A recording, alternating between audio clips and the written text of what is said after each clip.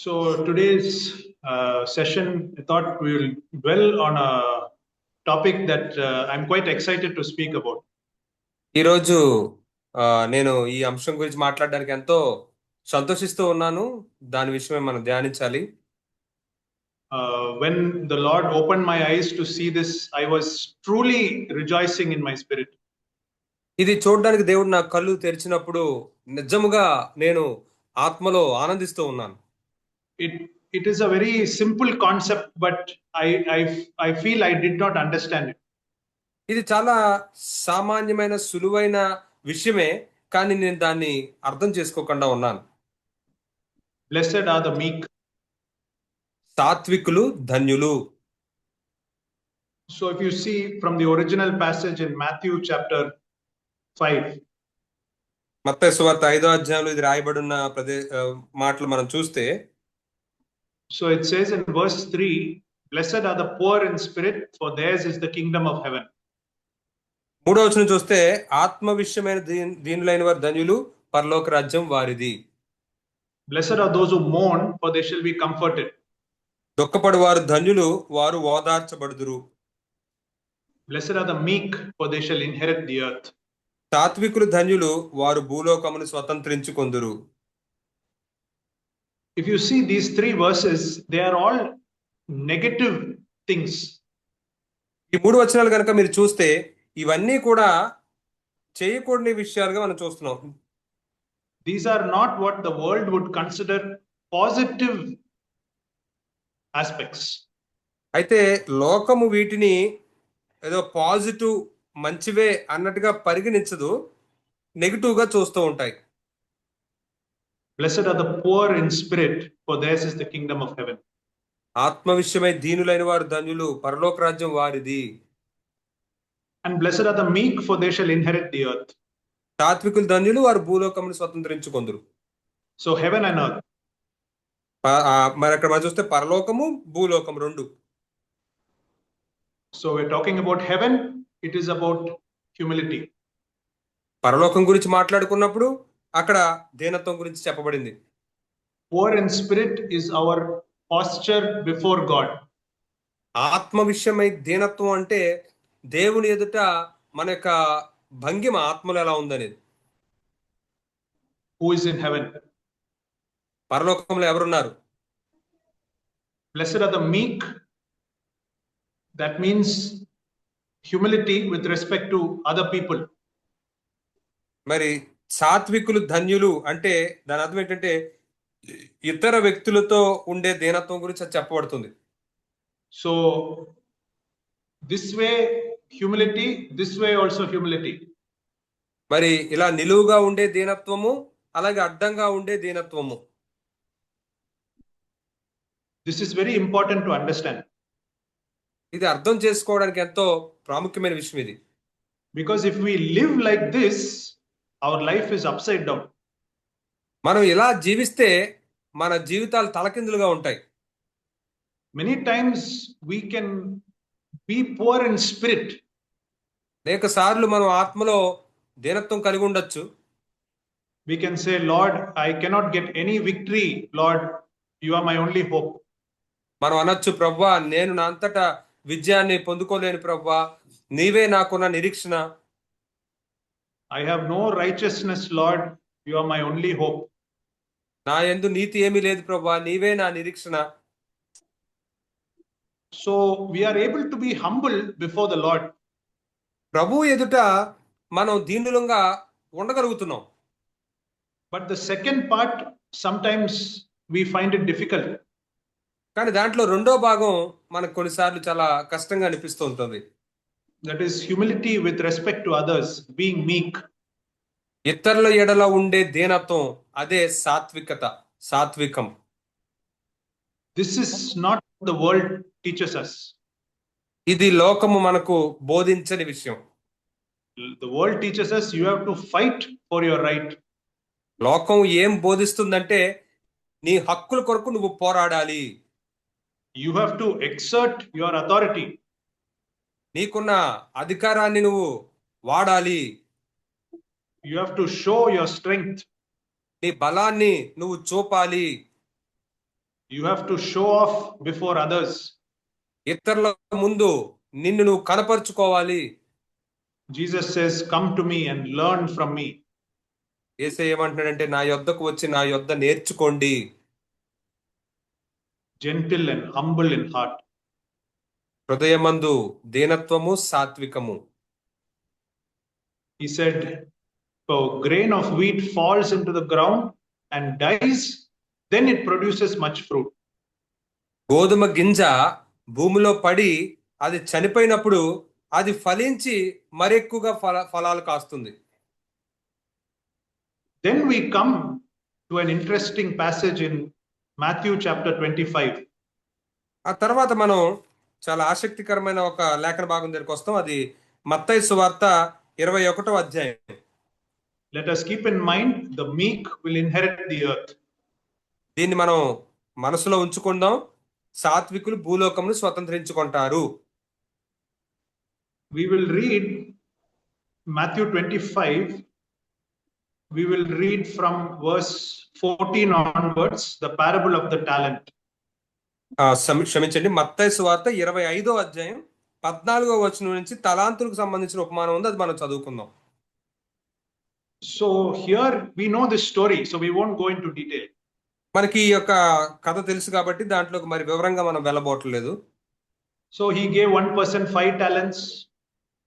ఆయన ఒకరికి 5 తలాంతులు ఇచ్చాడు. One person 2 talents. ఒకరికి 2 తలాంతులు ఇచ్చాడు. One person 1 talent.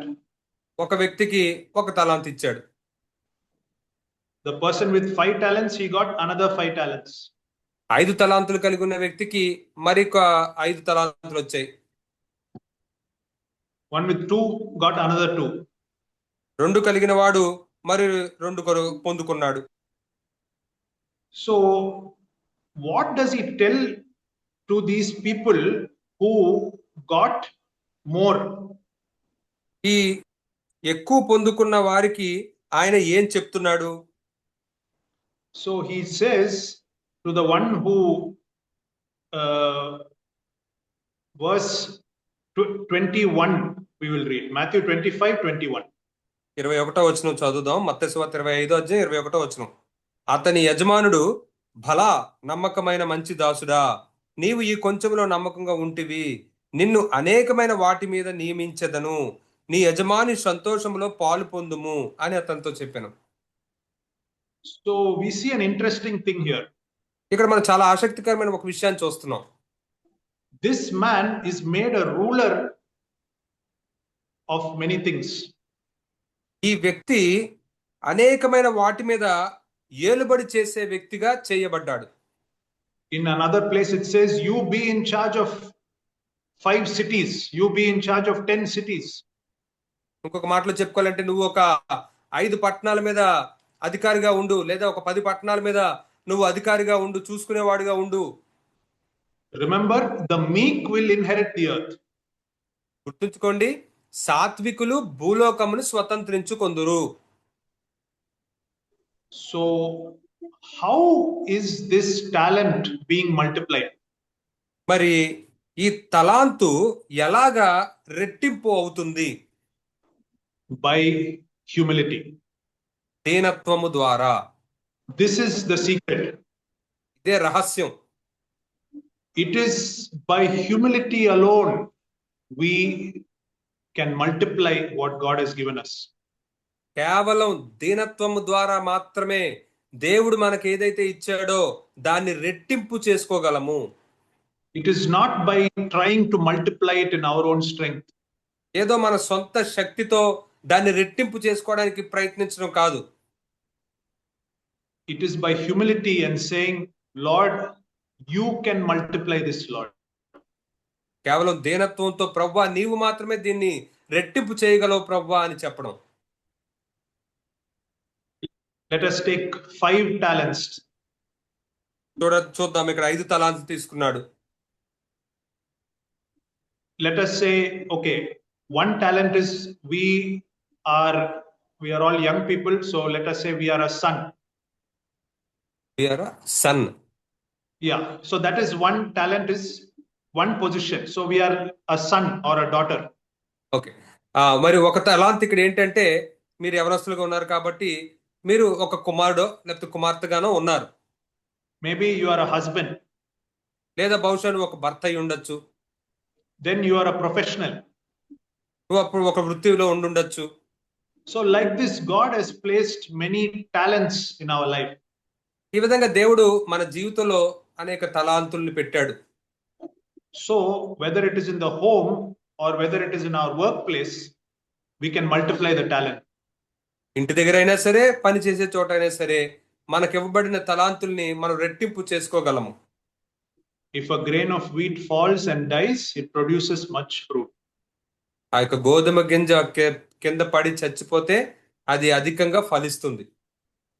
In your workplace, మీరు పని చేసే చోట how to multiply the talent? మీ యొక్క తలాంతుని ఎలా రెట్టింపు చేసుకోవాలి? Go down and be meek. మీరు కిందకి దిగిపోయి సాత్వికంగా ఉండండి. In the home, how shall I multiply the talent? ఇంటిలో నా యొక్క తలాంతుల్ని నేను ఎలా రెట్టింపు చేసుకోగలను? Go down and be meek. కిందకి దిగిపోవండి, సాత్వికంగా ఉండండి. Maybe God has given some responsibility in the church. బహుశా దేవుడు సంఘంలో ఏదో బాధ్యతలు ఇచ్చి ఉండొచ్చు. How to multiply that talent? ఆ తలాంతుని ఎలా రెట్టింపు చేసుకోవాలి? Go down and be meek. కిందకి దిగిపోండి, సాత్వికంగా ఉండండి. This doesn't come to us naturally. Doesn't go, brother? It doesn't come to us naturally. ఇది అలాగా స్వభావ సిద్ధంగా మనకు వచ్చేది కాదు. Which is why Jesus said, come and learn from me. అందుచేత యేసయ్య ఏం చెప్పాడంటే, నా యొద్దకు వచ్చి నేర్చుకోండి. But that one talent person, what did he do? కానీ ఒక తలాంతు తీసుకున్న వ్యక్తి ఏం చేశాడు? He didn't multiply that talent. తనకివ్వబడిన తలాంతుని రెట్టింపు చేయలేదు. He did not have faith in his master. తన యజమానుని యందు తనకి విశ్వాసం లేదు. Verse 24, 24వ వచనం, he says, Lord, I knew you to be a hard man. I was afraid. Verse 25. చూస్తే ఇక్కడ 24 చివరిలో నువ్వు కఠినుడు అని నేను ఎరుగుతును గనుక 25వ వచనంలో నేను భయపడి. See, we will never go down and be meek if we don't have trust in our Father. మన తండ్రి యందు మనకు నమ్మకం లేకపోతే మనం ఎన్నడూ కూడా కిందకి దిగిపోయి సాత్వికులముగా ఉండము. It is only a person who trusts the love of the Father. Only such a person can humble himself. ఏ వ్యక్తి అయితే తండ్రి యొక్క ప్రేమను నమ్ముతాడో ఆ వ్యక్తి మాత్రమే తను తగ్గించుకుని సాత్వికుడుగా అవ్వగలడు. If we don't trust in a loving master, we will not be meek. మనం ప్రేమిస్తున్న యజమానుని గనక నమ్మలేకపోతే మనం సాత్వికులముగా ఉండలేము. We will be filled with fear. భయముతో నిండిపోతాం. If I become meek and give up, I will lose everything. నేను సాత్వికుడుగా అయిపోయి నేను వదిలేస్తే నేను అన్నిటినీ పోగొట్టేసుకుంటాను. I don't know if I can trust God and lose everything. మరి నేను దేవుని యందు నమ్మిక ఉంచి మరి అన్నిటినీ కోల్పోతానేమో. Jesus says, he who loses his life for my sake will find it. యేసయ్య అన్నాడు కదా, నా నిమిత్తము ఎవడైతే తన ప్రాణమును పోగొట్టుకుంటాడో వాడు దానిని పొందుకుంటాడు. It's in Luke 9:24. లూకా సువార్త 9వ అధ్యాయం 24వ వచనంలో ఉంటుంది. Jesus is saying, lose your life. యేసయ్య ఏం చెప్తున్నాడంటే నీ ప్రాణాన్ని నువ్వు కోల్పో. This is very difficult. చాలా కష్టమైన విషయం ఇది. Anyone who's married can tell us. పెళ్ళైన వాళ్ళు ఎవరైనా సరే మనకి చెప్పగలరు. This is not easy. ఇది సులువు కాదు ఇది. Okay, forget the marriage. We know in our workplace. Okay, వివాహం సంగతి పక్కన పెట్టండి. మనం పని చేసే చోట It is only if we trust in our good Father we can give up. కేవలం మన యొక్క మంచి తండ్రి యందు మనం నమ్మిక ఉంచితే తప్ప మనం దాన్ని వదలలేము అక్కడ. Perfect love casts out all fear. పరిపూర్ణం చేయబడిన ప్రేమ సమస్త భయమును వెళ్ళగొడుతుంది. What fear? ఏ భయం? If I give up, I will be destroyed. నేను ఇది వదిలిపెట్టేస్తే నేను నాశనం అయిపోతాను.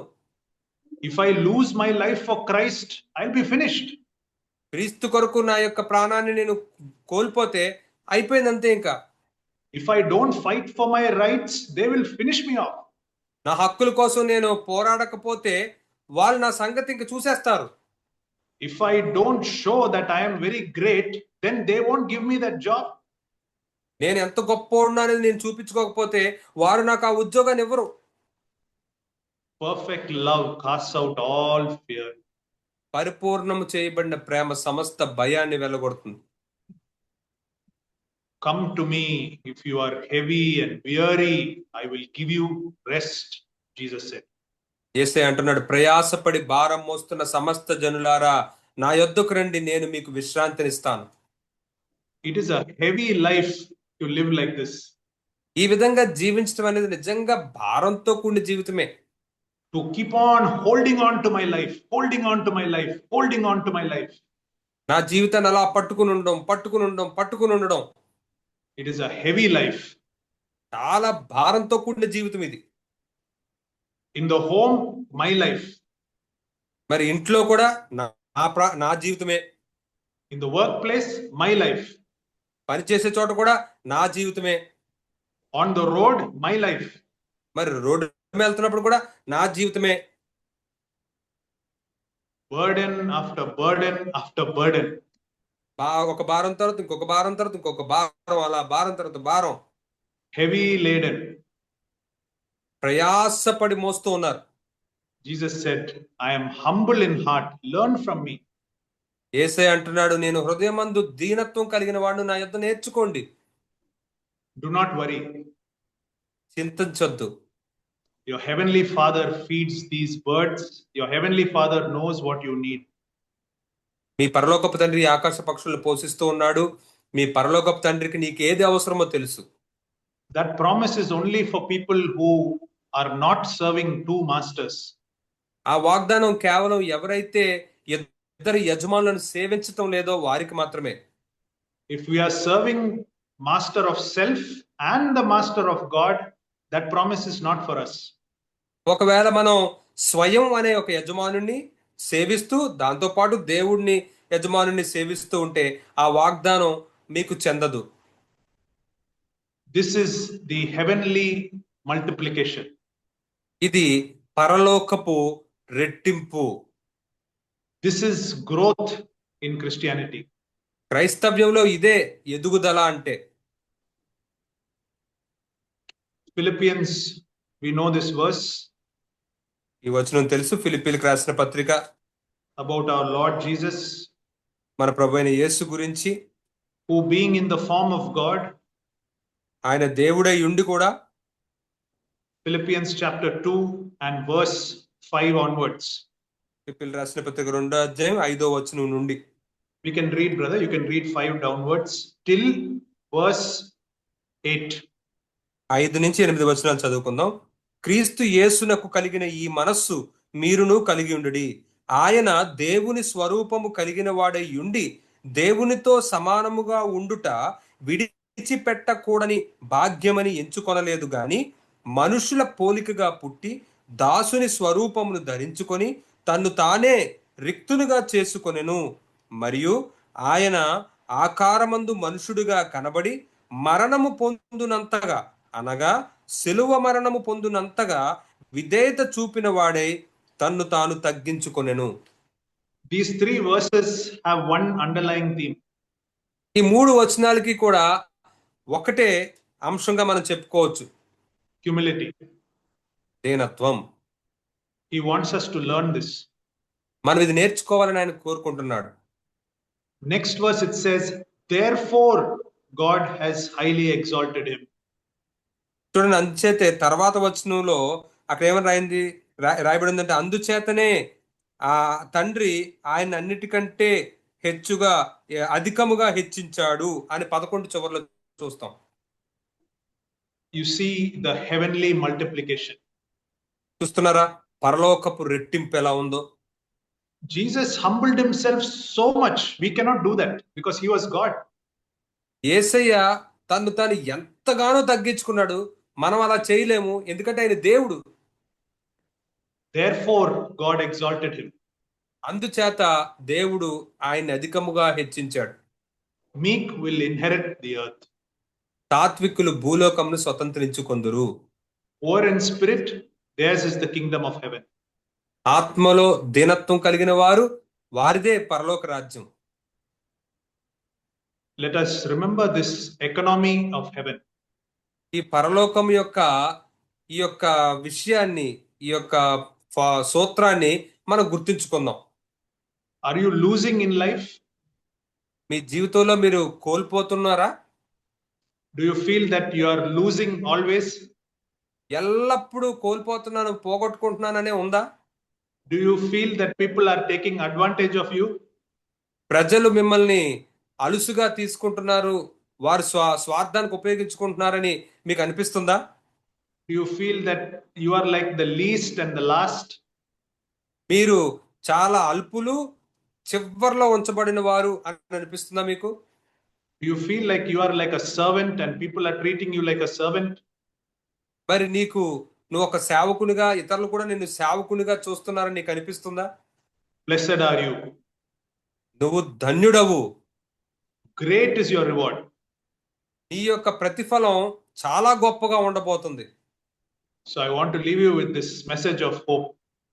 ఈ నిరీక్షణతో కూడిన వర్తమానాన్ని మీకు ఇచ్చి నేను మిమ్మల్ని విడిచిపెట్టాలనుకుంటున్నాను. For the joy set before him, Jesus endured the cross. తన ఎదుట ఉంచబడిన ఆనందము కొరకు యేసయ్య సిలువను సహించాడు అని చెప్పబడింది. We may not see this with our eyes in this life. ఈ జీవితంలో మన కళ్ళతో దాన్ని చూడలేకపోవచ్చు. The word of God is true. The meek will inherit the earth. దేవుని యొక్క వాక్యం సత్యము. సాత్వికులు భూలోకమును స్వతంత్రించుకుంటారు.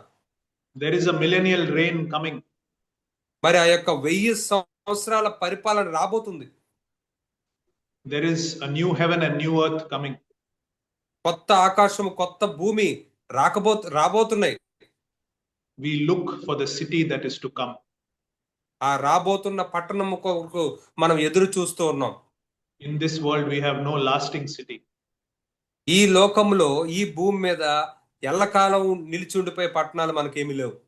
Like the fathers of faith, let us live like pilgrims and strangers on this earth. మన యొక్క విశ్వాసపు తండ్రుల వలె మనం ఈ భూమి మీద మనం యాత్రికులంగా మనం ఇక్కడ ఉందాం. God bless you. దేవుడు మిమ్మల్ని దీవించును గాక. Thank you, brother.